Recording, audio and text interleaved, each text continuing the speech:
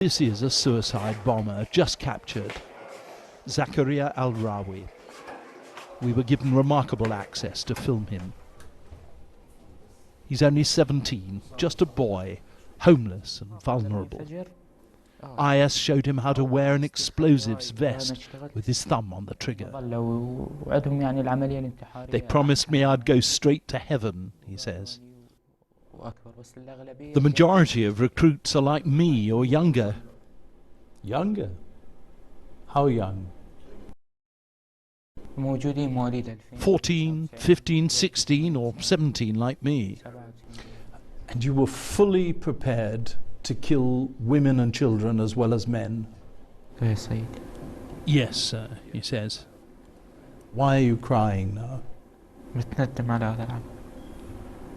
Because I'm so sorry for this, he says. You're ashamed of what you were going to do? Yes, sir. There's no sign that Zakaria is saying this because he's been mistreated. Now he'll serve time in prison. After that, he could still have a decent future.